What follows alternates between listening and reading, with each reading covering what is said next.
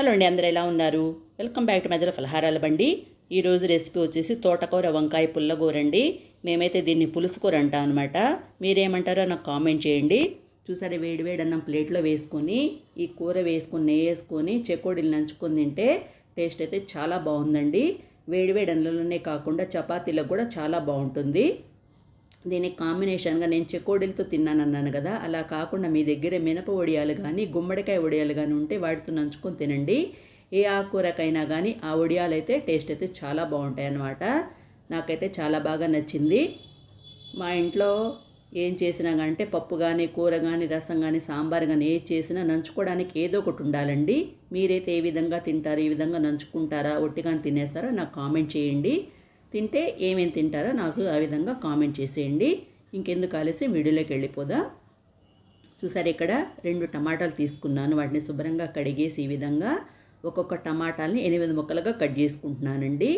4 ముక్కలు కూడా కట్ చేసుకోవచ్చు. కుక్కర్లో చేసుకుంటాం కాబట్టి బాగానే ఉడికిపోతుంది. కాకపోతే నేను ఈ విధంగా 8 ముక్కలుగా కట్ చేస్తున్నాను.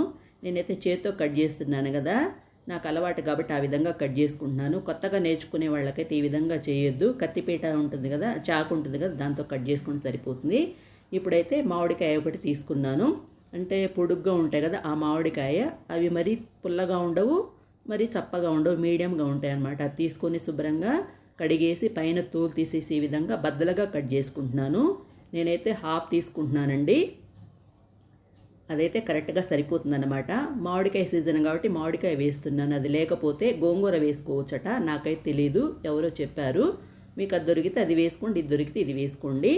ఇప్పుడు నేనైతే 5 పచ్చిమిర్చి తీసుకున్నాను, కారాన్ని తగినట్టుగా. ఇవైతే ఎక్కువ కారం ఉంటాయండి, అందుకే నేను 5 తీసుకున్నాను. తక్కువ కారం ఉండేటైతే ఒక 10 వరకు తీసుకోండి. వాటిని శుభ్రంగా కడిగేసి ఈ విధంగా తొడిమ తీసేసి మధ్యకి ఈ విధంగా తుంపుకుంటున్నాను. మరీ సన్నగా ముక్కలుగా కట్ చేసుకోక్కర్లేదు. ఇప్పుడు తోటకూర వచ్చేటప్పటికి 3 పెద్ద కట్టలు తీసుకున్నాను.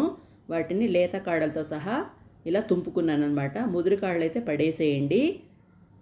ఇది పక్కన పెట్టేసుకున్నాను కదా. ఇప్పుడు ఆనియన్స్ అయితే ఒక 2 తీసుకున్నాను. ఆనియన్ దీంట్లో ఒకటైతే పైన తోలు తీసేసి ఈ విధంగా ముక్కలు కట్ చేసుకున్నాను అనమాట.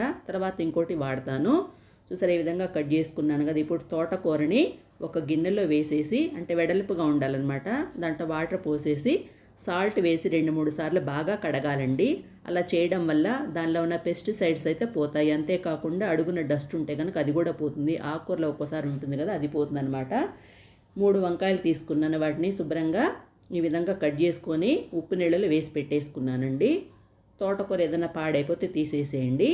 ఇప్పుడు తోటకూరని కుక్కర్లో వేసేసి మామిడికాయ ముక్కలు, పచ్చిమిర్చి ముక్కలు, ఉల్లిపాయ ముక్కలు, టమాటా ముక్కలు, వంకాయ ముక్కలు, కొంచెం పసుపు, 1 టేబుల్ స్పూన్ కారం వేస్తున్నానండి. కారం వేస్తే ఏంటంటే కలర్ఫుల్గా కనిపిస్తుంది కాబట్టి కారం వేసుకుంటున్నాను. అది మీ ఇష్టం, లేదంటే స్కిప్ చేసుకోవచ్చు. ఇప్పుడు దీంట్లో తగినంత సాల్ట్ వేసేసి ఒక గ్లాస్ వాటర్ పోసేయాలన్నమాట. ఒక గ్లాస్ వాటర్ పోసి మూత పెట్టేసి 3 విజిల్స్ రానివ్వండి, సరిపోతుంది. తర్వాత కావాలంటే ఇంకొన్ని వాటర్ పోసుకోవచ్చు.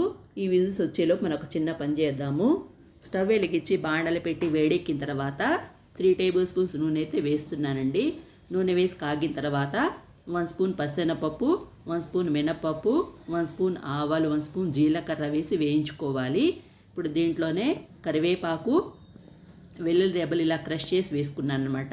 తర్వాత ఒక ఉల్లిపాయ ఈ విధంగా పొడుగ్గా చీలికలు కట్ చేసుకుని అవి కూడా వేసేసి ఒకసారి వీటిని బాగా వేయించుకోవాలన్నమాట. ఉల్లిపాయలు గోల్డెన్ బ్రౌన్ కలర్ వచ్చేంత వరకు వేయించుకోవాలి. చూసారా, మూత తీసి చూస్తే ఈ విధంగా వచ్చింది కదా.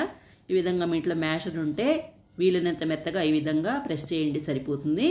ఇప్పుడు ఈ విధంగా వేగిన ఉల్లిపాయలు, తిరగమూత ఇవన్నీ ఈ కుక్కర్లో వేసేసి, అంటే తోటకూర పులుసులో వేసేసి ఒక చిన్న గ్లాస్ వాటర్ పోసేసి ఒకసారి మిక్స్ చేసేసుకొని 2 నిమిషాల పాటు ఉడికించుకున్నాను అనమాట.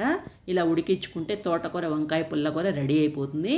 మీకు నచ్చిందా? నచ్చితే like, share, subscribe my channel. మీరు ట్రై చేసి నాకు ఎలా వచ్చిందో కామెంట్ చేయండి. Thank you for watching.